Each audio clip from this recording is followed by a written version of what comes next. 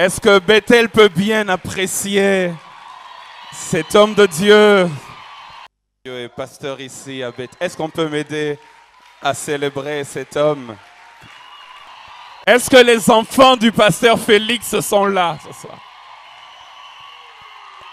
Ainsi que son épouse, Maman Mado. Est-ce qu'on peut bien acclamer Dieu ce soir pour eux? Nous voulons vous dire combien nous vous aimons, papa et maman. Nous voulons vous dire combien nous vous portons à cœur. C'est grâce à l'obéissance des gens comme vous que nous sommes ici. Et nous vous acclamons encore pour cela. Gloire à Dieu. Ça fait 7 ans depuis qu'il m'a ouvert les portes de cette église, les portes de son cœur, et l'histoire continue. Bientôt, je dirais, ça fait 8 ans, parce que bientôt on sera en 2023. Et je bénis Dieu pour le leadership. Merci aussi à toute l'équipe qui travaille avec lui. J'aimerais me rassurer, j'aimerais que les amis de la régie m'aident à mettre sur l'écran nos amis qui sont dans la salle polyvalente. Est-ce que la salle polyvalente peut acclamer le Seigneur? Voilà. Est-ce que la salle polyvalente peut même exagérer encore pour le Seigneur? Nous vous aimons beaucoup. Et nous prions que Dieu vous fasse du bien aussi. Nous sommes ensemble. Et j'aimerais aussi qu'on m'aide à mettre ceux qui sont sous la bâche, sous la tente, dehors. Est-ce que nos amis... Ah! Il y a le feu là-bas, il y a le feu. Il y a le feu là-bas. Ah, si je savais, j'allais demander qu'on mette la chair là-bas dehors. Ah, mais il y a le feu. Et nous prions que Dieu, ce soir, commence par vous visiter d'abord, vous, et qu'il monte à la salle polyvalente, et qu'il finisse ici, dans ce temple. Est-ce que ceux du temple...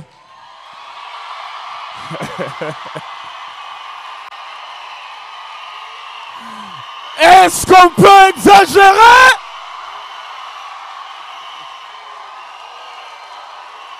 Wouh! Et là. Y a-t-il quelqu'un qui a vu la gloire de Dieu qui peut pousser un cri de joie?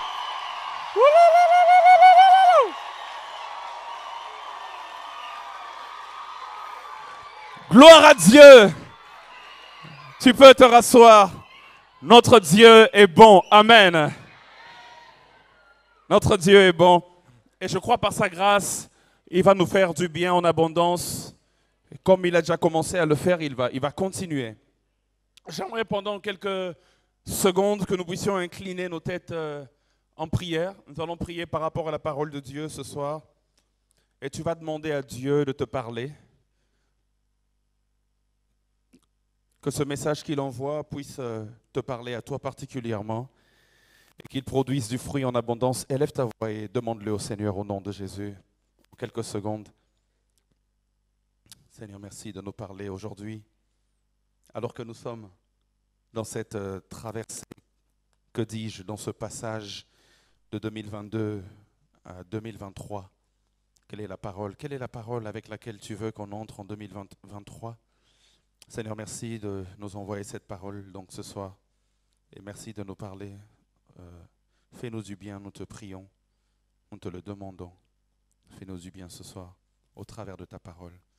Seigneur, nous faisons taire maintenant tout esprit contraire. Nous faisons taire toute pensée qui ne glorifie pas Dieu. Et nous ramenons toute pensée captive à l'obéissance au Seigneur Jésus-Christ. Je sais qu'à cette heure, même les principautés s'arrêtent pour entendre la sagesse variée de Dieu, infiniment variée de Dieu, au travers de l'Église. Et nous sommes l'Église. Permets-nous, ô Dieu, de communiquer ta sagesse au monde. Édifie-nous par cette parole ce soir, au nom de Jésus. Amen. Dieu m'a envoyé ce soir, non seulement pour prêcher cette parole, mais pour la prophétiser pour quelqu'un. Cette parole, je la crois prophétique, et je crois qu'elle va te guider en 2023. Et le Seigneur m'a dit, ne va pas seulement la prêcher, va la prophétiser. Alors je prie que quelqu'un de sensible puisse saisir cette prophétie que Dieu envoie. Ne sois pas distrait par ton voisin ni ta voisine, parce que cette parole ne la concerne peut-être pas, mais ça te concerne toi. Le thème que j'aimerais aborder avec nous pendant peut-être 45 à 50 minutes, j'aimerais finir un peu plus tôt. Le pasteur Félix m'a donné une marge, mais j'aimerais finir en 45 ou 50 minutes par la grâce de Dieu, afin de nous permettre dans les 25 dernières minutes d'entrer dans quelques moments forts de prière par rapport à cette parole. Quelqu'un est d'accord avec moi ? Je crois que ce genre de temps, c'est aussi des temps de prière et c'est très important. Le petit thème que je nous partage donc, je l'ai intitulé « Hébron, : une étape cruciale avant Jérusalem ». Hébron, : bientôt ça va apparaître sur l'écran. Hébron, : une étape cruciale avant Jérusalem. Ok, on parle d'Hébron, on parle de Jérusalem, c'est des villes, mais il y a une portée spirituelle, il y a une signification derrière. Par la grâce de Dieu, nous allons essayer d'appliquer cela afin que chacun puisse comprendre et sortir avec quelque chose. Hébron, : une étape cruciale avant Jérusalem. Technique, aidez-moi. J'aimerais me battre avec au minimum Satan et les démons, mais pas avec la technique ce soir. Voilà. 1 Samuel chapitre 16, verset 1. Et puis nous allons sauter pour lire le verset 11 à 13.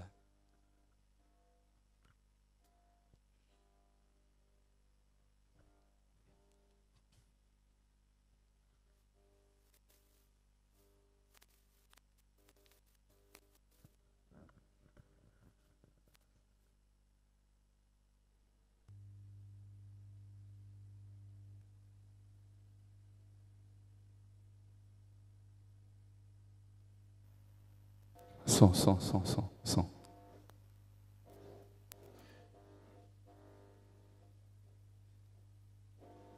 Bon, on va essayer de se concentrer malgré le bruit. Ok. 1 Samuel chapitre 16, verset 1. Et puis nous allons sauter pour lire le verset 11 à 13. La parole de Dieu déclare: L'Éternel dit à Samuel: Quand cesseras-tu de pleurer sur Saül? Je l'ai rejeté, afin qu'il ne règne plus sur Israël. Remplis ta corne d'huile et va. Je t'enverrai chez Isaïe, Bethléemite, car j'ai vu parmi ses fils celui que je désire pour roi. Verset 11 à 13, la Bible déclare: Puis Samuel dit à Isaïe: Sont-ce là tous tes fils? Et il répondit: Il reste encore le plus jeune, mais il fait paître les brebis. Alors Samuel dit à Isaïe: Envoie le chercher, car nous ne nous placerons pas avant qu'il ne soit venu ici. Isaïe l'envoya chercher. Or, il était blond, avec de beaux yeux et une belle figure. L'Éternel dit à Samuel: Lève-toi, oins-le, car c'est lui. Samuel prit la corne d'huile et l'oignit au milieu de ses frères. L'Esprit de l'Éternel saisit David à partir de ce jour et dans la suite. Samuel se leva et s'en alla à Rama. Le deuxième texte que j'aimerais qu'on lise en introduction, 2 Samuel chapitre 2, versets 1 à 4. 2 Samuel chapitre 2, versets 1 à 4. La Bible déclare, et c'est là que mon thème commence à prendre sens. Après cela, David consulta l'Éternel en disant: Monterai-je dans une des villes de Juda?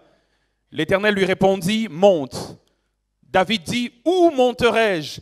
Et l'Éternel répondit: À Hébron. David y monta avec ses deux femmes, Achinoam de Jizréel et Abigail de Carmel, femme de Nabal. David fit aussi monter les gens qui étaient auprès de lui, chacun avec sa maison, et ils habitèrent dans les villes d'Hébron. Verset 4, les hommes de Juda vinrent et là ils oignirent David pour roi sur la maison de Juda. On informa David que c'étaient les gens de Jabès en Galade qui avaient enterré Saül. Le dernier texte que j'aimerais qu'on lise en introduction, avant tout ce qu'on va lire dans le développement, 2 Samuel chapitre 5, verset 1 à 5. 2 Samuel, chapitre 5, versets 1 à 5. Et là, mon thème prend encore plus son sens. Toutes les tribus d'Israël vinrent auprès de David à Hébron et dirent, « Voici, nous sommes tes os et ta chair. Autrefois déjà, lorsque Saül était notre roi, c'était toi qui conduisais et qui ramenais Israël. L'Éternel t'a dit, tu paîtras mon peuple d'Israël et tu seras le chef d'Israël. » Ainsi tous les anciens d'Israël vinrent auprès du roi à Hébron, et le roi David fit alliance avec eux à Hébron devant l'Éternel. Ils oignirent David pour roi sur Israël. David était âgé de 30 ans lorsqu'il devint roi, et il régna 40 ans. À Hébron, il régna sur Juda 7 ans et 6 mois, et à Jérusalem, il régna 33 ans sur tout Israël et Juda. Hébron, 2 points, une étape cruciale avant Jérusalem. J'aimerais commencer par quelques vérités essentielles et j'aimerais vous en donner 3. La première vérité que j'aimerais dire comme fondement de ce message, c'est que l'histoire de David est une histoire de choix de Dieu.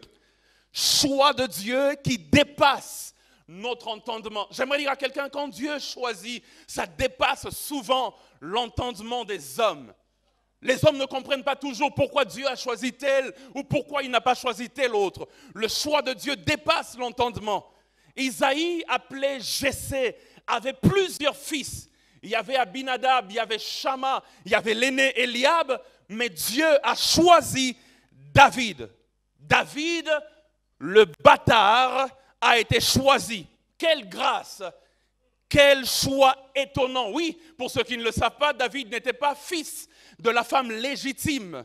David était fils d'une femme non calculée, fils non voulu, un bâtard. Et lui-même, David, quand il parle de sa propre vie, il dit dans Psaume chapitre 51, verset 7, il dit, « Voici, je suis né dans l'iniquité. » Il dit, « Et ma mère m'a conçu dans le péché. » C'était une relation illicite.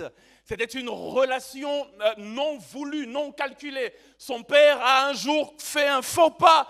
Et puis, bon, voilà, il est allé avec une femme qui n'était pas sa femme.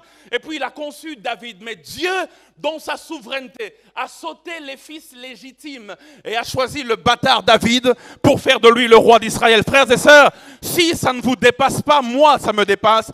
Le choix de Dieu est étonnant. Et je prie en 2023 qu'il t'étonne par le choix qu'il va faire. Qu'il étonne ta famille, qu'il étonne ton entourage, parce que je crois que Dieu t'a choisi pour de grandes choses dans cette année qui commence. La deuxième vérité que j'aimerais poser comme fondement, alors que je suis en train d'aller petit à petit vers le développement de mon message, c'est que l'histoire de David est aussi une histoire de confiance et de foi en Dieu.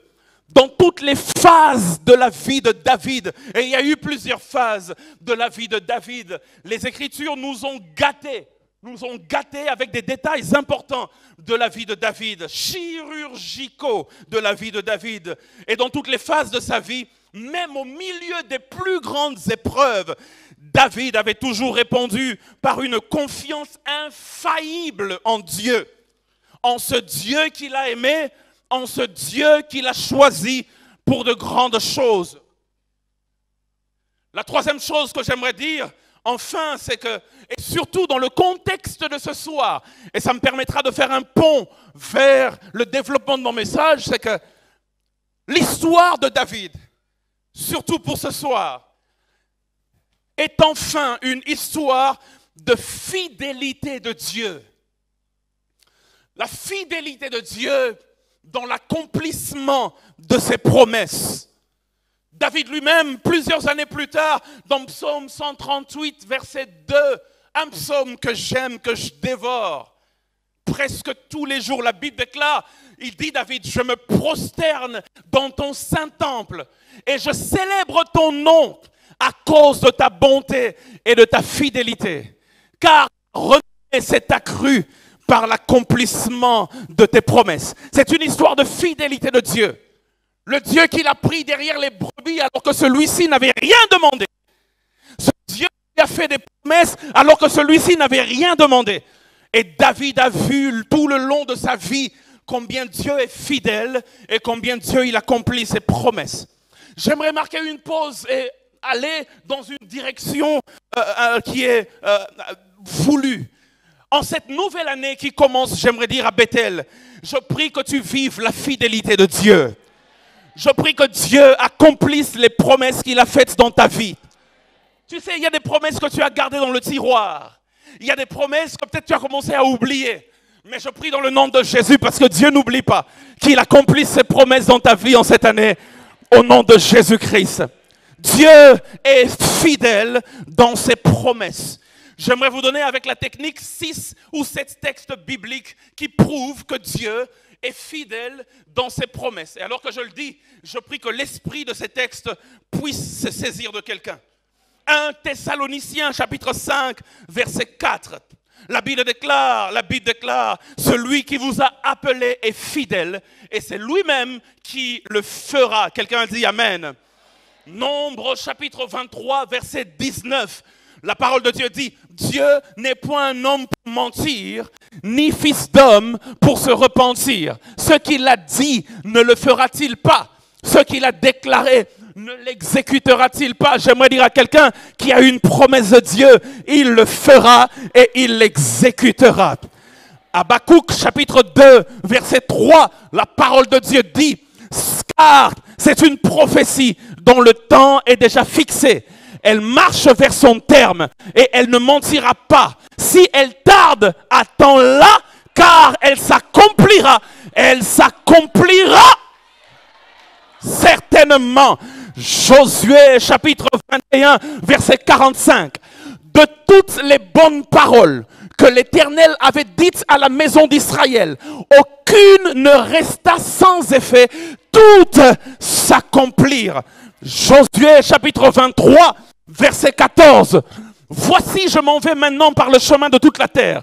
Reconnaissez de tout votre cœur et de toute votre âme qu'aucune de toutes les bonnes paroles prononcées sur vous par l'Éternel votre Dieu n'est restée sans effet. Toutes se sont accomplies pour vous. Aucune n'est restée sans effet. Jérémie chapitre 1 verset 12. La parole de Dieu dit, et l'Éternel me dit, tu as bien vu, car je veille sur ma parole pour l'exécuter. Deux derniers textes, Hébreux 6, 17 à 18. Il est écrit, c'est pourquoi, voulant montrer avec plus d'évidence aux héritiers de la promesse l'immuabilité de sa résolution, il intervint par un serment, afin que par deux choses immuables, dans lesquelles il est impossible que Dieu mente, nous trouvions un puissant encouragement, nous dont le seul refuge a été de saisir l'espérance qui nous était proposée. Enfin, 2 Corinthiens, chapitre 1, verset 20, la chorale l'a chanté. Car pour ce qui concerne toutes les promesses de Dieu, c'est en lui qu'est le oui. C'est pourquoi encore l'amen par lui est prononcé pour nous, par nous, à la gloire de Dieu. Regarde ton voisin, dis-lui, il accomplira ses promesses dans ta vie. Regarde l'autre voisin, dis-lui, il accomplira ses promesses dans ta vie. À moins que ce ne soit pas Dieu. Mais si c'est Dieu qui avait parlé, il accomplira ses promesses dans ta vie. Frères et sœurs, comme je le disais, David en son temps a aussi goûté à la fidélité de Dieu. Le Dieu qui a parlé. Il est derrière sa parole afin de l'accomplir. Et ce soir, ce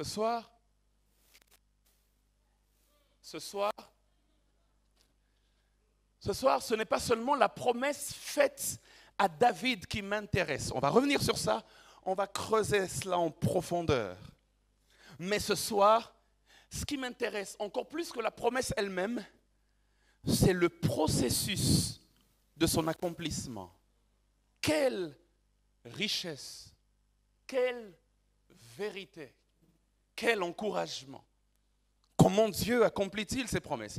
Il y a deux questions fondamentales qui doivent être posées ce soir. La première, comment Dieu accomplit-il une promesse qu'il a faite?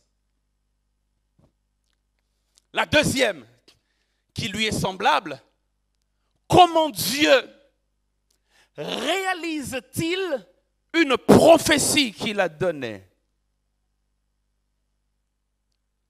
Frères et sœurs, je n'ai pas la prétention d'enseigner toute la science d'accomplissement des promesses de Dieu. Il y a forcément des facteurs qu'on ne maîtrise pas. Mais j'aimerais en toute humilité m'attarder sur 2 ou 3 éléments cruciaux en rapport avec les promesses de Dieu et leur accomplissement. J'aimerais avouer déjà à ce niveau du culte que mon focus ce soir, c'est particulièrement le 3e élément. J'ai dit je vous donnerai 2 ou 3 éléments, 3 éléments pour être plus correct. Mais c'est le 3e qui m'intéresse et c'est là même le cœur de mon message. Mais laissez-moi balayer rapidement les 2 premiers éléments. Premier élément. Certaines promesses de Dieu demandent du temps.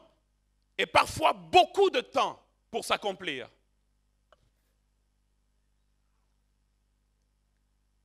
Certaines promesses de Dieu demandent du temps et parfois beaucoup de temps pour s'accomplir.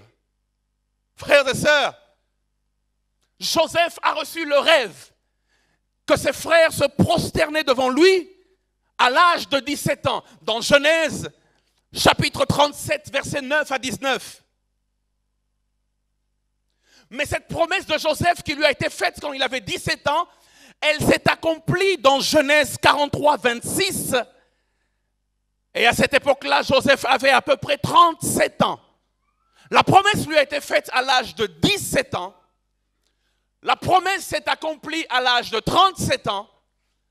20 ans se sont passés entre la promesse et l'accomplissement. Certaines promesses de Dieu demandent du temps et parfois beaucoup de temps pour s'accomplir. Dans Actes chapitre 9, une prophétie a été donnée à Paul par Ananias. On a dit à Paul qu'il prêcherait dans les villes, qu'il prêcherait partout dans le monde, mais il y a un détail, on lui dit qu'il prêcherait même devant les rois. Et cette prophétie qui a été donnée à Paul au début de sa marche chrétienne a été accomplie à peu près 25 ans plus tard. Abraham, il lui a été dit dans Genèse 12 qu'il aurait des descendants. Et c'est clair dans la pensée de Dieu que les descendants que Dieu voulait viendraient par Sarah. Mais cela a été accompli 25 ans plus tard. Il a dû attendre jusqu'à 100 ans, alors que la promesse lui a été faite au départ quand il avait 75 ans. Dans le cas de David, parce que c'est David qui m'intéresse ce soir, la promesse qui lui avait été faite était dans 1 Samuel 16 par la prophétie de Saül. La promesse disait de lui qu'il deviendrait roi sur Israël à la place de Saül. Verset 1. L'Éternel dit à Samuel, « Quand cesseras-tu de pleurer sur Saül ? Je l'ai rejeté afin qu'il ne règne plus sur Israël. Remplis ta corne d'huile et va, je t'enverrai chez Isaïe Bethléemite, car j'ai vu parmi ses fils, et on sait que c'était David, celui que je désire pour roi. Roi sur quoi? Roi sur Israël. Verset 13. Verset 13. Toujours de 1 Samuel 16. La Bible déclare au verset 13, c'est derrière moi, ok. La Bible déclare, Samuel prit la corne d'huile, éloigné au milieu de ses frères. L'Esprit de l'Éternel saisit David à partir de ce jour-là et dans la suite. Et puis Samuel se leva et il rentra à Rama. Qu'est-ce qui vient de se passer? L'huile est descendue sur David au milieu de ses frères. Qu'est-ce qui vient de se passer? Samuel a dit, Dieu a rejeté Saül et toi, David, tu es le prochain roi sur Israël. C'est ça la promesse qui lui a été faite. Reste avec moi parce que là, ça commence à devenir intéressant. La promesse qui lui est faite, c'est qu'il y a quelqu'un qui est rejeté et toi tu prends sa place. Tu vas devenir roi sur Israël. Saül règne sur quoi sur Israël? Toutes les portions d'Israël sont sous son règne. Et toi, David, bientôt, tu vas prendre sa place. J'aimerais prophétiser à un David ce soir que bientôt, Dieu va te positionner quelque part. Ah, tu n'as aucune idée de ce que Dieu prévoit pour toi en 2023. Cette promesse a été faite à David, il avait 17 ans. Et cette promesse s'est clairement accomplie dans 2 Samuel 5, verset 5. 2 Samuel 5, 5. La parole de Dieu dit, à Hébron, il régna sur Juda 7 ans et 6 mois. Et à Jérusalem, donc sur tout Israël, il régna 33 ans sur tout Israël et sur Juda. Et là, David avait à peu près 37 ans et demi quand la promesse de régner sur tout Israël s'est accomplie. Mais j'aimerais dire à quelqu'un, peu importe le temps que ça peut prendre, ce que sa bouche a déclaré, ses mains sont capables de l'accomplir. J'aimerais ouvrir une petite parenthèse et dire à quelqu'un que les petites promesses peuvent vite s'accomplir. Dieu peut te promettre aujourd'hui, il dit, je te donnerai une paire de chaussures demain. Il est capable de le faire, même dans la soirée là, même le lendemain très tôt matin. Mais les promesses liées à une grande destinée, en général, elles prennent du temps pour s'accomplir. J'entends quelqu'un me poser la question, mais pourquoi Dieu se plaît-il à promettre bien avant? Pourquoi ne pas attendre? Pourquoi Dieu ne dirait-il rien jusqu'au jour où ça doit s'accomplir? Et puis après, on voit seulement que ça s'est accompli.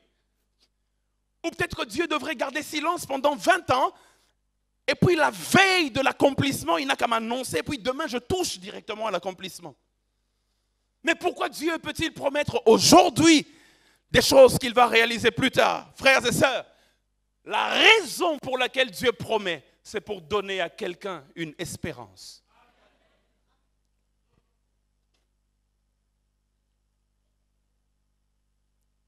La promesse de Dieu dans ta vie te donne une raison d'espérer malgré les difficultés.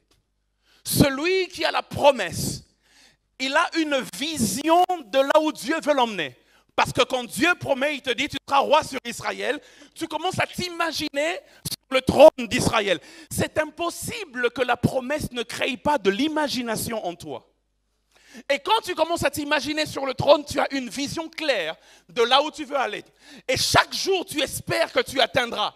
La raison pour laquelle Dieu promet aujourd'hui des choses qu'il fera plus tard, c'est parce que Dieu sait que le parcours n'est jamais facile. Et puisque le parcours n'est jamais facile, il veut te donner une vision qui te donnera une raison de continuer de marcher malgré les difficultés du parcours. Celui qui sait où il va, même s'il est mordu par un serpent dans le parcours, même si un chien aboie et essaye de le décourager, celui qui sait où il va, qui sait ce que Dieu a promis, il peut supporter les épreuves, car il sait qu'un jour, il atteindra l'accomplissement de la promesse de... Oh my goodness! Dieu promet pour nous donner une raison d'espérer. La promesse crée l'espérance. L'espérance donne le courage d'avancer, car on a les yeux fixés sur le prix.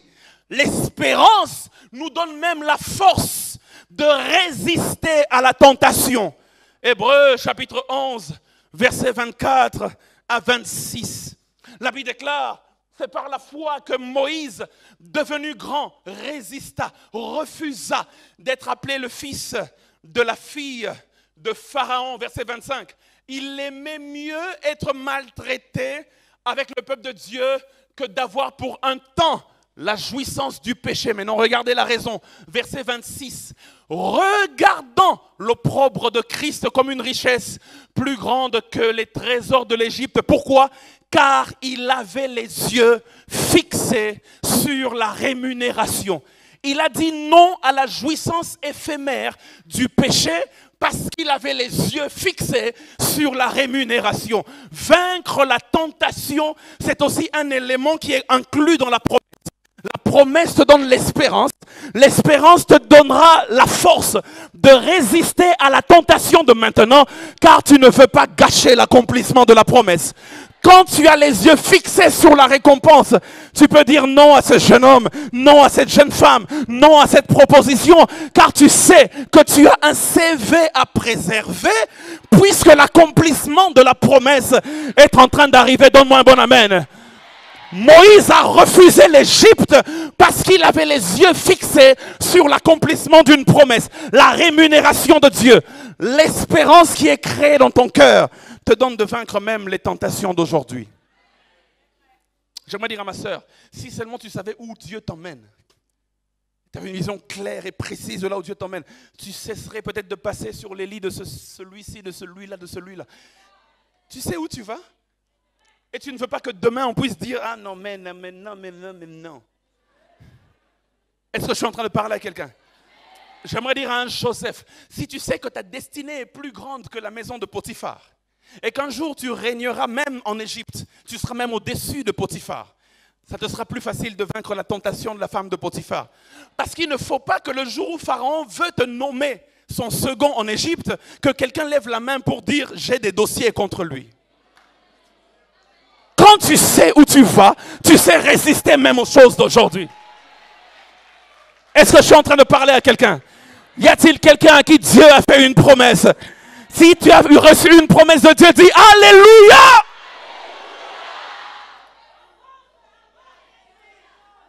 Est-ce que je peux développer encore?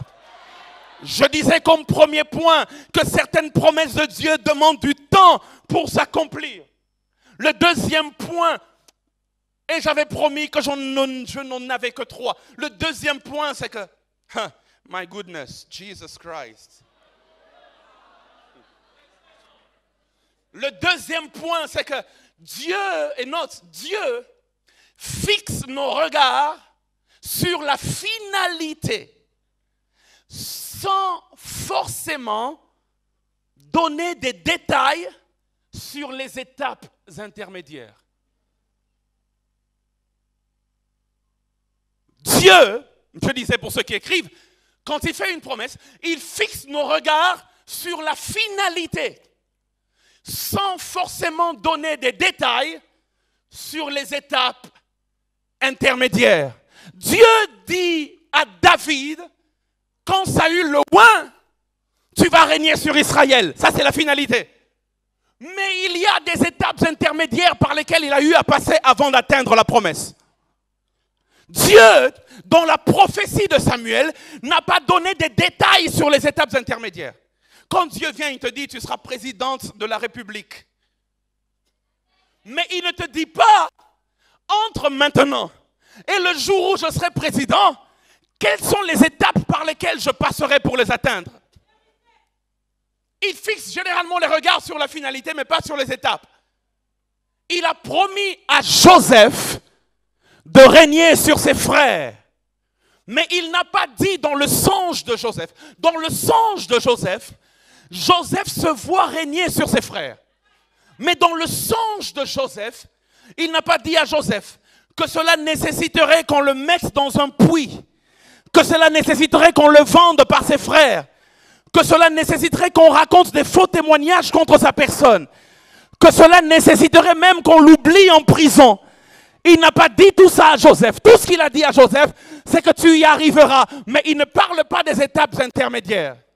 Frères et sœurs, je suis venu réconforter quelqu'un pour dire, même si les étapes par lesquelles tu passes semblent être contraires à la promesse que tu as entendue, le Dieu qui a fait la promesse est fidèle. Joseph n'a pas vu qu'il serait jeté dans un puits. Je me suis toujours demandé, mais ce jour-là, ça aurait pu être la fin de Joseph. Dans un puits, un grand puits qui contient de l'eau. Heureusement, ce jour-là, le puits ne contenait pas d'eau. Parce que Joseph n'est pas un poisson. Jeté dans un puits, il aurait pu se noyer. Il aurait pu mourir. Mais quand Dieu contrôle la destinée de quelqu'un, il peut accepter qu'on te mette dans le puits. Mais avant qu'on te mette dans le puits, il va se rassurer qu'il a vidé le puits de l'eau. J'aimerais dire à quelqu'un, Dieu est capable de laisser l'arme à Satan, mais il enlève les balles. S'il y a quelqu'un qui a reçu la promesse de Dieu, j'aimerais te dire que même si on essaye de tirer, il n'y a rien qui va sortir parce que Dieu a enlevé toutes les balles.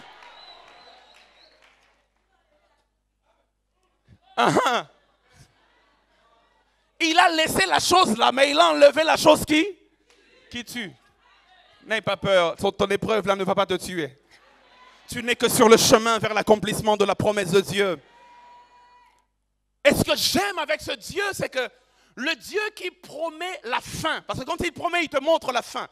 Le Dieu qui promet la fin s'assure toujours d'être avec toi dans le processus qui conduit vers cette fin. La troisième des choses, et c'est là qu'on va un tout petit peu tabernacler, et puis on va prier. Note ceci. Dans l'ordre d'accomplissement de la promesse de Dieu, dans l'ordre de l'accomplissement de la promesse de Dieu, Dieu, avant de te donner Jérusalem, il va d'abord te donner Hébron. Hébron, 2 points, une étape cruciale avant Jérusalem. Je répète, dans l'ordre de l'accomplissement de la promesse de Dieu, Dieu, avant de te donner Jérusalem, qui est la promesse, tu vas régner sur Israël, dont la capitale est Jérusalem. Mais avant de donner Jérusalem, il va d'abord, généralement, te donner Hébron. Dans 1 Samuel 16, technique, je vous avais dit qu'on serait beaucoup dans 1 Samuel 16, c'est mon texte de base. Dans 1 Samuel 16, il promet à David tout le royaume, il promet Jérusalem. Dans 1 Samuel 16, quand Samuel vient oindre David, Samuel ne parle jamais d'Hébron.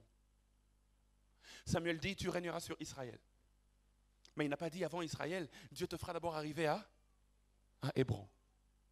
Dans 1 Samuel 16, Samuel parle à David de Jérusalem. Et tout le monde en Israël savait, que la destinée de David était de régner sur tout Israël. 2 Samuel chapitre 5, verset 2. Écoutez ce que les anciens d'Israël disent. 2 Samuel 5, verset 2. Les anciens disent ceci. Autrefois, lorsque Saül était notre roi, c'est toi qui conduisais et qui ramenais Israël. L'Éternel t'a dit, écoutez ce que l'Éternel avait dit. Tu paîtras mon peuple d'Israël et tu seras le chef d'Israël. Tu seras le chef d'Israël. Tu ne seras pas le chef d'Hébron. Tu seras le chef d'Israël. La prophétie parlait d'Israël et tout le monde le savait. Regardez notre texte, 2 Samuel chapitre 3, verset 10. Et puis verset 18. 2 Samuel 3, on va commencer par le verset 10 et puis on va sauter pour lire le verset 18. Encore une preuve que Dieu avait vu en disant qu'il ferait passer la royauté de la main de Saül dans la sienne et qu'il établirait le trône de David sur quoi? Vous êtes avec moi sur quoi? Pas sur Hébron, sur Israël et sur Juda depuis Dan jusqu'à Beersheba. Verset 18, la Bible déclare au verset 18 de ce même texte, établissez-le maintenant car l'Éternel a dit de lui, c'est par David mon serviteur que je délivrerai mon peuple d'Israël de la main des Philistins et de la main de tous les ennemis. Tout le monde savait, même les ennemis de David, parce que ça c'est un ennemi de David qui est en train de parler, Abner.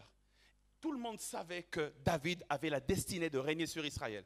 Les anciens dans 2 Samuel 5, 2 savent que David a la destinée de régner sur Israël. Samuel le prophète dans 1 Samuel 16, quand il l'a oint pour qu'il règne sur tout Israël. David lui-même avait cette information. Mais dans 2 Samuel 2, et j'aimerais qu'on mette 2 Samuel 2, Dieu, versets 1 à 2, avant de lui donner Jérusalem, Dieu lui donne Après cela, David consulta l'Éternel en disant, monterai-je dans une des villes de Juda? L'Éternel lui répondit, monte. David dit, où monterai-je? Et l'Éternel répondit à Hébron, verset 2. David y monta avec ses 2 femmes, Achinoam de Jezreel, Abigaël et tout. Verset 3, la Bible déclare, au verset 3, David fit aussi monter les gens qui étaient auprès de lui et chacun avec sa maison, ils habitèrent dans les villes. Et le verset 4, écoutez ce qui se passe. La Bible déclare que les hommes de Juda vinrent et ils oignirent David pour roi sur la maison de Juda. Lorsqu'on est en train de oindre David, ça c'est la 2e fois que l'onction descend sur sa tête. La première fois que l'onction est descendue, on lui a dit tu régneras sur Israël. La 3e fois dans 2 Samuel 5, c'est le jour où l'onction descend et il est confirmé comme roi sur Israël. Mais entre les 2 fois, dans 2 Samuel 2, la 2e fois que l'onction descend sur la tête de David, tout le monde crie, le roi est là, le roi est là. Mais il est roi, non pas sur Israël, mais on l'a oint pour roi sur la maison de Juda, c'est-à-dire à Hébron. Dieu, avant de te oindre pour Jérusalem, va te oindre pour Hébron. Pasteur, qu'est-ce que tu veux dire par là? Israël est constitué de 12 tribus. Quand il est devenu roi sur Israël, il a régné sur toutes les 12 tribus. Hébron, en d'autres termes, la maison de Juda, n'est constituée que de 2 tribus. Dieu a promis 12. Mais avant de donner 12, il a donné 2. Donne-moi un amen et j'avance. Dieu a promis 12. Tu régneras sur tout le territoire. Mais avant de donner tout ça, il a donné une portion du territoire, 2 tribus, avant les 12 tribus. Hébron est une étape intermédiaire avant la finalité. La même histoire s'est faite avec Abraham. Je pensais que David c'était un cas isolé. Je me suis rendu compte, peuple de Dieu, peuple de Dakar, Genèse chapitre 13, versets 14 à 18. Regardez ce que Dieu dit à Abraham. La Bible déclare, l'Éternel dit à Abraham, après que Lot se fut séparé de lui, lève les yeux et du lieu où tu es, regarde vers le nord, vers le midi, vers l'orient, vers l'occident. Car tout le pays que tu vois, je te le donnerai à toi. Dieu a promis quoi là? Tout le pays, n'est-ce pas? Tout le pays que tu vois, je te le donnerai à toi et à ta postérité pour toujours. Verset 16. La Bible déclare, je rendrai ta postérité comme la poussière de la terre, en sorte que si quelqu'un peut compter la poussière de la terre, ta postérité aussi sera comptée. Verset 17. Lève-toi, parcours le pays dans sa longueur, dans sa largeur, je te le donnerai. Mais regardez le verset 18. Abraham se leva ses tentes et vint habiter parmi les chaînes de Mamré, qui sont près d'Hébron. Et là, il bâtit un autel à l'Éternel. Dieu a promis tout le pays. Il lui a même dit, parcours, regarde le pays. Mais quand il fallait qu'il habite, il n'a pas habité tout le pays. Il a habité à Hébron. Genèse, chapitre 35, verset 27. Écoutez ce que la Bible dit d'Abraham. Jacob arriva auprès d'Isaac, son père, à Mamré, à Kiriath Arba, qui est quoi? Hébron, où avaient séjourné Abraham et Isaac. Abraham a reçu la promesse de tout le pays, mais il a séjourné où? À Hébron. David a reçu la promesse de tout le pays, mais avant, il est allé où? Hébron, étape cruciale avant Jérusalem. Est-ce que je peux avancer? Pasteur, tu veux dire quoi? Ce que je veux dire, c'est que Hébron est le lieu où tu commences à te rendre compte que Dieu a commencé à réaliser ses promesses.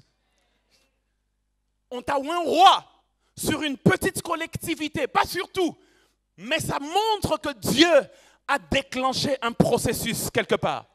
Et Dieu va montrer à quelqu'un en cette année qu'il a déclenché le processus de l'accomplissement de ses promesses. Hébron, ce n'est pas rien, parce que tu règnes sur 2 tribus. Ce n'est pas comme si tu ne règnes pas, tu règnes quand même. Donc Hébron, ce n'est pas rien, mais Hébron, ce n'est pas non plus tout. Hébron, c'est entre rien et tout.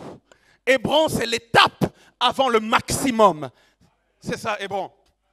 Hébron est la preuve que dans la cuisine de Dieu, la cuisson a déjà commencé. Hébron, c'est comme quand tu vas dans un restaurant, tu dis, je veux manger le thieboudienne. Ça, c'est le plat que tu attends. C'est ça ton Jérusalem. Et puis le serveur vient avec des pains et des arachides et un peu d'eau et du beurre.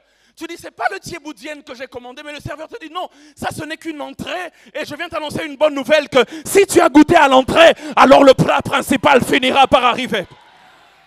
Hébron, c'est l'introduction de l'accomplissement de la promesse de Dieu. Il y a quelqu'un qui va vivre l'introduction de l'accomplissement de la promesse de Dieu. Si c'est toi, donne-moi un bon amen et j'avance. Je suis venu dire à quelqu'un, Dieu m'a dit, ne parle pas, prophétise. Je suis venu prophétiser.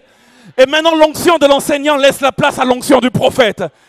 Et j'aimerais prophétiser que Hébron, c'est comme Dieu qui a promis un capital de 100 millions de francs CFA. Tu ne les as pas encore, mais il t'a déjà fait atteindre 7 millions. 7 millions, c'est pas 100 millions, mais c'est déjà quelque chose. Et tu es en train d'y aller petit à petit. Hébron, c'est quelqu'un à qui Dieu a promis les nations. Tu n'as pas toutes les nations, mais il t'a déjà donné la ville dans laquelle tu es. Hébron, c'est une femme à qui Dieu a promis 4 enfants. Tu n'as pas les 4 enfants, mais sur les 4, tu as déjà 2. Dieu a déjà commencé à faire et bientôt il va continuer. Donne-moi un bon amen. Hébron, c'est comme quelqu'un à qui Dieu a promis la présidence. Tu n'es pas encore président, mais il t'a déjà donné le poste de vice-président. Ce n'est pas ça qu'il avait promis, mais c'est déjà une étape avant l'arrivée finale. Hébron, c'est comme quelqu'un à qui Dieu a dit, tu seras pasteur. Tu n'es pas encore pasteur, mais il a fait de toi déjà un assistant pasteur. C'est une étape intermédiaire avant la marche finale. Hébron, c'est comme quelqu'un à qui Dieu a dit, je t'emmènerai à Mbour. Mais avant que tu arrives à Mbour, il te fait passer par Thiès. Ce n'est pas encore Mbour, mais je suis déjà sur le chemin pour y aller. J'aimerais dire à quelqu'un, dis à ton voisin, quelque chose a déjà commencé. Hébron est la preuve que quelque chose a déjà commencé. Si là Dieu m'a fait la promesse et si là Dieu va accomplir la promesse, alors je ne suis pas là où il l'a fait. J'ai déjà commencé à avancer. Je suis déjà arrivé au milieu. Bientôt, il reste juste 1 ou 2 pas pour que je saisisse ma Jérusalem. Mais je suis déjà quelque part. Dieu m'a dit de dire à quelqu'un, tu es déjà quelque part. Regarde bien, il y a 5 ans, tu n'étais pas là où tu es aujourd'hui. Il y a 10 ans, tu n'étais pas là où tu es aujourd'hui. Il y a quelque chose qui a déjà commencé. J'aimerais dire à Bethel, il y a 10 ans, on n'était pas ici, mais il y a quelque chose qui a commencé. Hébron, c'est la preuve que Dieu a commencé quelque chose. Et ce que j'aime avec le Dieu qui commence, c'est que la Bible dit dans Philippiens 1:6, je suis persuadé que celui qui a commencé en vous cette bonne œuvre, il la rendra parfaite. Donne-moi un bon amen. Hébron, c'est la preuve que tu ne peux plus rater Jérusalem.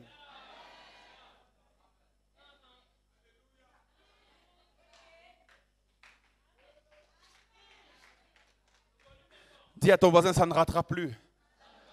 J'ai déjà goûté à Hébron. Dis à l'autre voisin, ça ne ratera plus. J'ai déjà goûté à Hébron. Hébron, c'est la preuve que quelque chose a commencé. Il y a une onction qui est tombée sur ta tête. Tu es déjà roi à Hébron. Tu es déjà roi à Hébron. Je dis, tu es déjà roi à Hébron.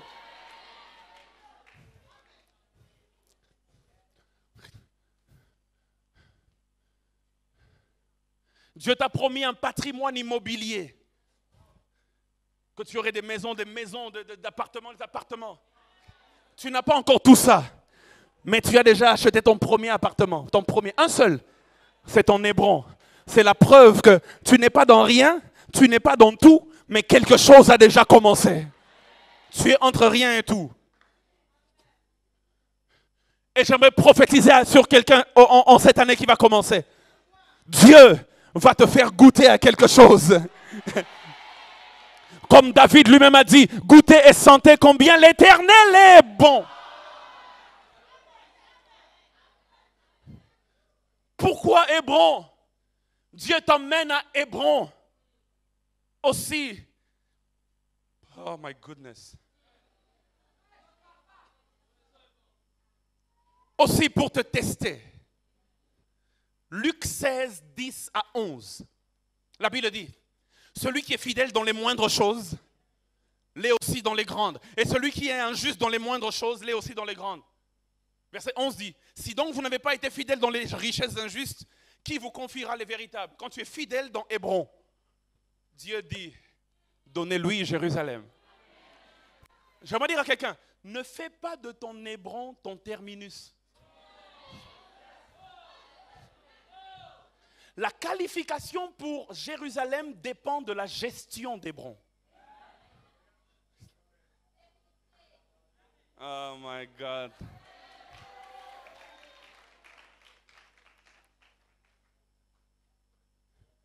À Hébron, Dieu s'occupe de tes ennemis.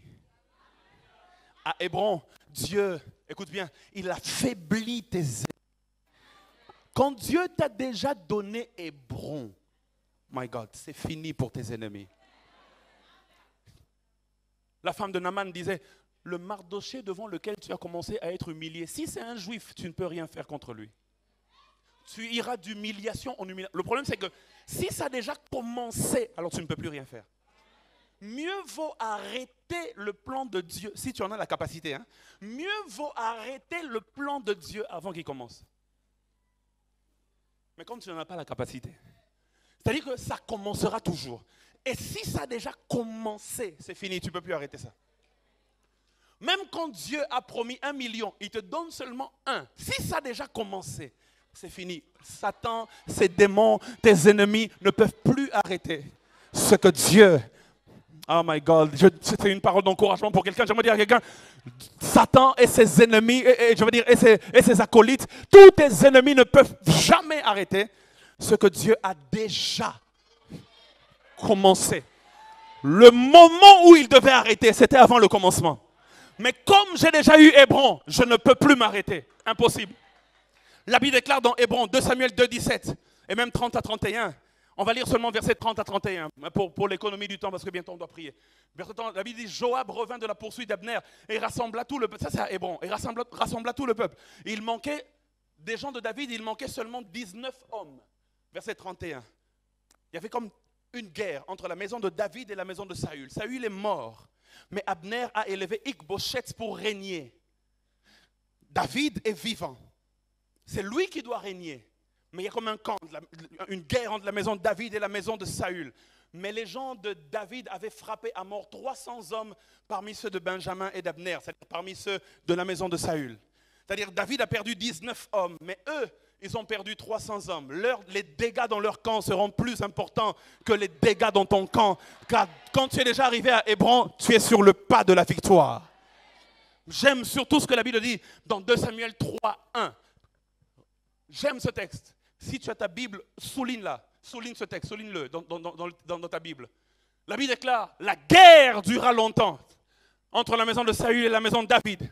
Mais écoutez la deuxième partie, David devenait de plus en plus fort. Et la maison de Saül allait en s'affaiblissant. J'aimerais déclarer sur ta vie au nom de Jésus. Tu deviens de plus en plus fort. Et tes ennemis vont s'affaiblir de plus en plus. Quand tu as déjà goûté à Hébron, tu ne peux que monter en force. Et ceux qui te combattent vont creuser leur propre tombe. Ça c'est Hébron. Ça c'est Hébron. À Hébron, David a régné 7 ans et demi. Il est resté à Hébron 7 ans et demi. À Jérusalem, il a régné 33 ans. Mais quand on compte le nombre d'années du règne de David sur Israël, on dit qu'il a régné 40 ans. Si on doit être précis, David a régné sur tout Israël pendant combien de temps? 33 ans.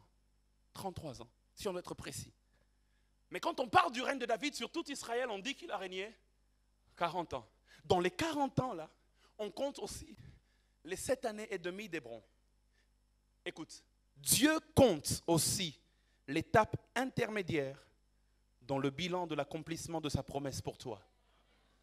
Parce que c'est déjà, ça fait partie du plat. Ça fait partie du plat. La Bible dit dans 2 Samuel 5, 4 à 5. David était âgé de 30 ans lorsqu'il devint roi. Il régna 40 ans à Hébron. Il régna 40 ans, pardon. À Hébron, il régna sur Juda 7 ans et 6 mois. Et à Jérusalem, il régna 33 ans sur tout Israël et Juda. Frères et sœurs,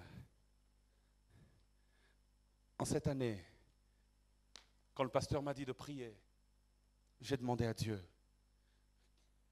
J'ai parlé au Jack Borgia, je lui ai dit, Jack Borgia, c'est quoi, donne-moi le thème. Qu'est-ce que le pasteur veut que je prêche? J'ai demandé à lui-même, papa, il a dit, sois libre. J'ai dit, ok, d'accord, je vais parler à Dieu.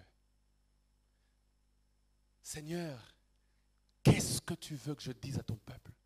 Et Dieu m'a dit, en 2023, certains ici, il va les emmener à Jérusalem. Ils vont goûter au total accomplissement des promesses de Dieu dans leur vie. Il a dit, mais d'autres, à défaut de Jérusalem, je vais leur donner Hébron. Je vais commencer quelque chose que l'ennemi ne pourra jamais arrêter. Ce qui est sûr, c'est que cette année, chacun va recevoir quelque chose. Soit Jérusalem, soit Hébron. Mais dans tous les cas, tu auras les marques de la faveur de Dieu. Dans tous les cas, il y a une onction qui va descendre sur toi. Dans tous les cas, j'aimerais prophétiser sur toi. Ce que Dieu avait dit là, que ça commence déjà à s'accomplir. Le mariage qu'il avait promis, que ça commence à s'accomplir. Alléluia. Les millions qu'il avait promis, que ça commence à s'accomplir. En cette année, il n'y a que deux cas. Soit c'est Jérusalem, soit c'est Hébron, soit c'est... Dieu fera selon le plan qu'il a pour chacun. Mais nous goûterons soit à l'un, soit à l'autre. Que Dieu bénisse sa parole et que Dieu vous bénisse. Ça ne va pas rater. Là où tu es, j'aimerais que tu te lèves et que tu commences à acclamer le Seigneur très fort. S'il te plaît, lève-toi là où tu es. Acclame Dieu, acclame Dieu, acclame Dieu, acclame Dieu. Acclame Dieu comme quelqu'un qui croit. My God, à l'accomplissement. Mais où sont passés les cris de joie?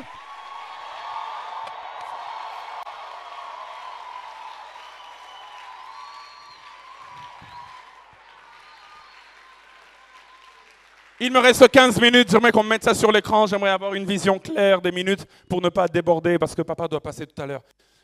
Bethel, j'aimerais pendant 15 minutes que l'on puisse prier. Mais tu vas prier sérieusement. Ferme ta Bible, mets-la de côté, je ne sais pas, ne sois pas dérangé. Il y a assez d'espace autour de toi, déplace-toi si tu veux. Mais sois dans l'attitude de prière. La première des choses que j'aimerais qu'on puisse faire, tu vas parler à ta destinée. Tu vas déclarer sur ta destinée que ce que Dieu a commencé, il va l'accomplir parfaitement. Là où tu élèves ta voix, commence à prier au nom de Jésus-Christ. J'aimerais entendre des voix s'élever et prier. J'aimerais entendre des voix s'élever et prier. Que ce soit dehors, sous la bâche, sous la tente, que ce soit au premier niveau, que ce soit ici. Les bradala kasadele lolobo chetela. S'il te plaît, prie. Monte en prière. Monte en prière. Monte en prière. Monte en prière. Monte en prière. Monte en prière. Nous sommes en train de finir 2022. Nous sommes en train de commencer 2023. Monte en prière. Parce que ce qui se fait maintenant est dangereux. Ce qui se fait maintenant est dangereux. Commence à saisir ça par la prière. Commence à saisir ça par la prière. Commence à saisir cela. On n'a pas beaucoup de temps. On n'a pas beaucoup de temps. Ne sois pas distrait. Commence à saisir ça par la prière. Les kali, les mandés, chide les kalos. Commence à saisir ton Hébron par la prière. Commence à saisir ta Jérusalem par la prière. Et kali prote kana mandele bobosh. Oui, monte encore, monte encore, monte encore. Sature ce lieu par la prière. Sature ce lieu par la prière. Sature ce lieu par la prière. Sature ce lieu par la prière. Sature ce lieu par la prière. Sature ce lieu par la prière. Sature ce lieu par la prière. Monte encore, monte encore. Ne prie pas dans ton cœur. Prie avec tes paroles. Libère des paroles. Car la mort et la vie. Car la mort et la vie. Car la mort et la vie sont au pouvoir de la langue. Alors parle. Que ta bouche s'ouvre. Parle, parle, parle. Commence à rappeler à Dieu ses promesses.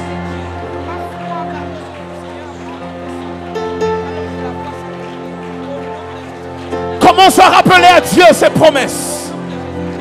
Là où tu es, si tu peux, commence à battre des mains, à taper des mains et à rappeler à Dieu ses promesses. Commence à battre des mains et à rappeler à Dieu ses promesses. Dis Seigneur, l'onction était descendue sur ma tête et tu m'avais dit, tu régneras sur Israël. Commence à rappeler à Dieu ses promesses.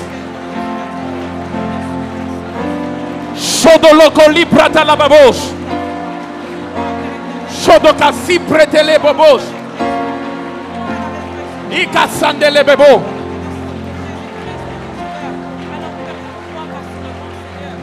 Commence à rappeler à Dieu ses promesses. Commence à rappeler à Dieu ses promesses. Cet enfant qu'il avait promis. La gloire qu'il avait promise. Ce mariage qu'il avait promis. Ce diplôme qu'il avait promis. Commence à rappeler à Dieu ses promesses. Commence à rappeler à Dieu ses promesses. Et pratana mandele bebosh. Et ziprete kandala babosh. Et kassinde lebe kasu proto le bobosh.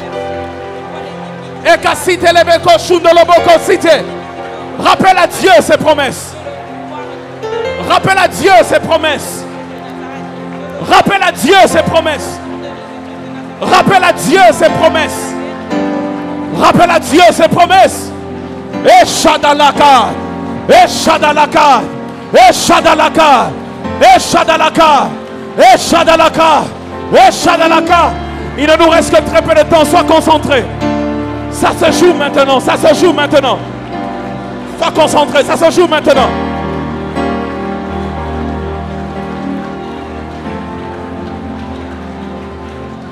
Ça se joue maintenant. Ça se joue maintenant. Ça se joue maintenant.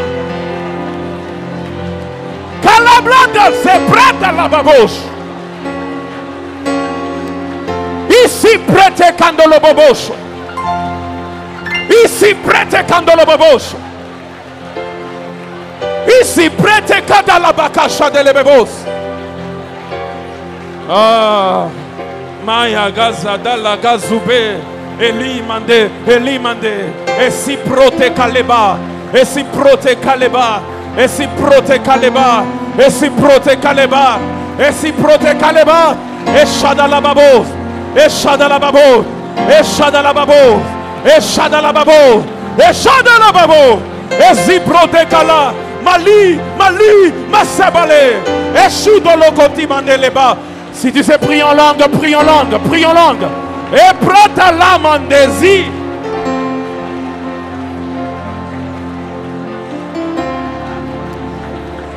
Il y a quelque chose qui se passe. Il y a une onction qui descend sur quelqu'un. Une onction pour Hébron qui descend sur quelqu'un. Dieu te donne de nouvelles capacités. Dieu te donne de nouvelles capacités. Il te donne un manteau nouveau. Le manteau d'Hébron. Le manteau de Jérusalem. Il y a une onction qui descend. Shadalababa. Et Pratalababos. Et Zibrete Kandalababos. Et Zibrete Lebe. Malheur à ceux qui ne prient pas. Malheur à celui qui est distrait. Parce que nous sommes dans un temps spécial. Maye Shadalababa. Malheur à celui qui est fatigué. Nous sommes dans un temps spécial. Le ciel est ouvert. Le ciel est ouvert. Le ciel est ouvert. L'onction d'Hébron descend. Le ciel est ouvert. Shadalaga. Je peux le sentir dans mon esprit. Je peux le sentir dans mon corps. Shadalababa. Le ciel est ouvert. Il me dit de dire à quelqu'un, oublie l'ancien, car il veut te donner le nouveau. Oublie l'ancien, car il veut te donner le nouveau. Oublie l'ancien.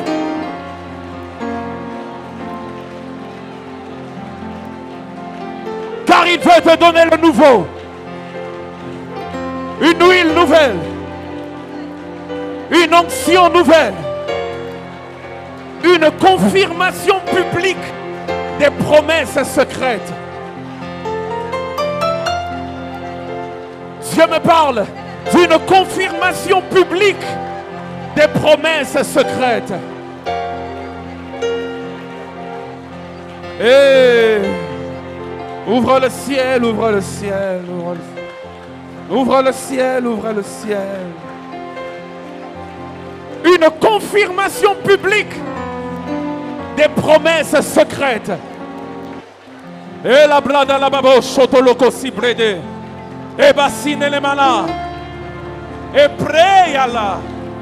Joudé, Joudé, Joudé, Joudé, Joudé. Le temps est accompli. Le temps est accompli. Le temps est accompli. Le temps est accompli. Le temps est accompli. Le temps est accompli. Le temps est accompli. Le temps est accompli. Le temps est accompli. Je vois quelqu'un à qui on donne une montre. Et Dieu, après lui avoir donné la montre, lui dit, le temps est accompli. Le temps est accompli. Le temps est accompli. Le temps est accompli. Le temps est accompli. Chadele, Izeplada la calo, et protesté dans la babobobo. Maintenant tu vas prier. Et tu vas déclarer que dans cette saison, tes forces vont se multiplier. Et que tes ennemis vont s'affaiblir. Qu'ils soient spirituels ou physiques. La prière qu'on est en train de faire, elle est dangereuse. Mais tu vas déclarer que tes forces vont se multiplier. Tu iras de grandeur en grandeur, de force en force. Mais que tous ceux qui en veulent à toi, spirituels ou physiques, ils vont s'affaiblir de plus en plus.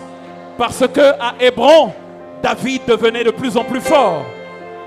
Et la famille de Saül devenait de plus en plus faible. C'est une prière, un peu comme une prière d'imprécation. Élève ta voix, commence à battre des mains, commence à le déclarer très fort.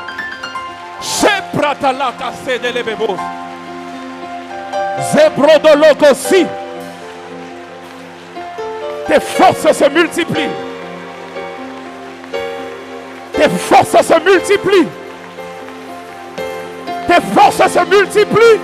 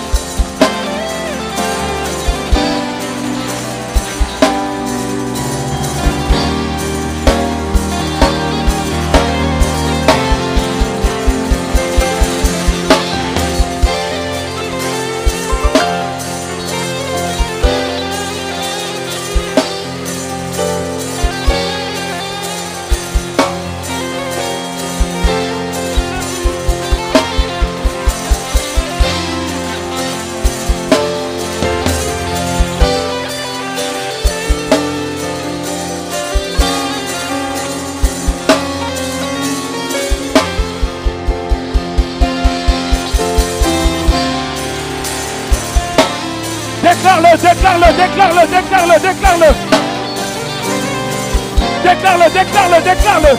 Dans ton ministère, les forces se multiplient. Dans tes affaires, les forces se multiplient. Dans ton travail, tes forces se multiplient. Eh, Bachadele, Ibrete kadalababobobo. Esananamake. Ili. Iziprote. Malika saprote kalebebo. Ibradelebe. In the name of Jesus. In the name of Jesus. Prosperity is mine. In the name of Jesus. The Lord is my shepherd. In the name of Jesus. Ebradale. Ileko suprote lebebosh. Egaïka lebradelebe. Mes ennemis s'affaiblissent. Mes ennemis s'affaiblissent. Ceux qui en veulent à ma vie s'affaiblissent. Mes forces se multiplient.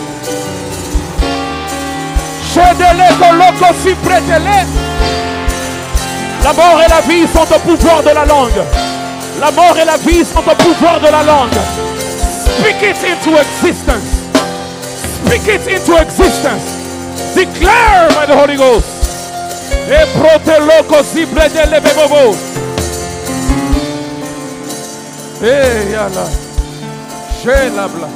Écoute ceci. Il nous reste 5 minutes. Il nous reste 5 minutes. Écoute ceci. La Bible déclare dans les psaumes, en parlant de Dieu, la Bible déclare, Dieu a couronné l'année de ses bienfaits. Et la Bible ajoute, partout où il est passé, la terre a été fertilisée. Quelqu'un le croit? C'est-à-dire 2023 là, Dieu a déjà couronné l'année de ses bienfaits.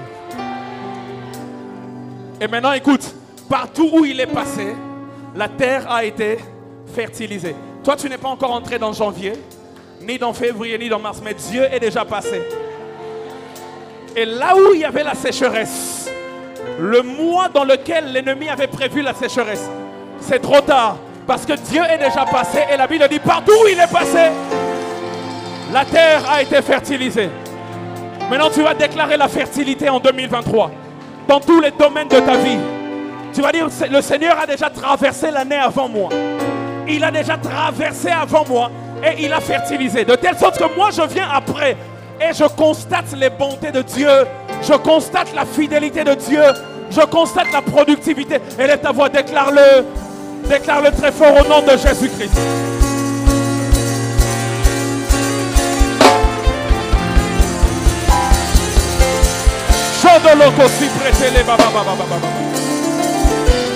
Il n'y aura pas de sécheresse en cette année.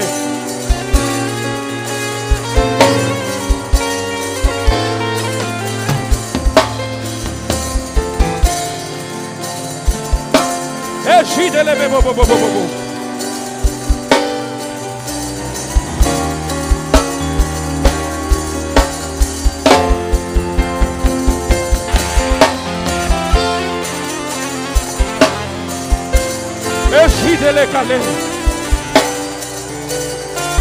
ezibedele kalo, ejidele balo, ejidele bebobo, ejidele bebobo, ejidele bebobo, ejidele bebobo, ejidele bebobo sodolobo. Ejita la kale protolobo. Jidele belo sodoloko sidele bebo. Sodoloboko sidele beko. Écoute ceci. Il reste juste 2 minutes 30 à faire une dernière prière. J'aimerais qu'on mette sur l'écran Nombre chapitre 14.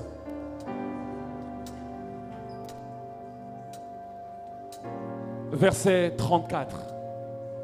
Nombre 14, 34. Écoute ceci et lis bien, et puis on va prier. La Bible dit ceci. De même que vous avez mis 40 jours à explorer le pays, vous porterez la peine de vos iniquités 40 années. Une année pour chaque jour. Et vous saurez ce que c'est que d'être privé de ma présence. Le texte parle de Dieu qui punit son peuple. Ils ont murmuré pendant 40 jours après avoir exploré le pays. 40 jours. Et Dieu les punit. Il dit, vous avez murmuré 40 jours, je vous punirai pendant 40 ans. Et Dieu fait l'équivalence. Il nous donne un principe spirituel. Il dit un jour pour une année. En d'autres termes, ce que tu fais en un jour peut influencer toute une année. L'année est encore vierge. Mais ce que tu fais aujourd'hui, en un jour, peut influencer toute une année. On va faire une dernière prière. Tu vas dire ce que tu veux que l'année soit. Alléluia. N'oublie pas qu'un jour peut influencer une année. Est-ce que tu es prêt? Est-ce qu'on peut aller? Dans 3, 2, 1, prophétise au nom de Jésus-Christ. Au nom de Jésus-Christ. Prophétise au nom de Jésus-Christ. Prophétise au nom de Jésus.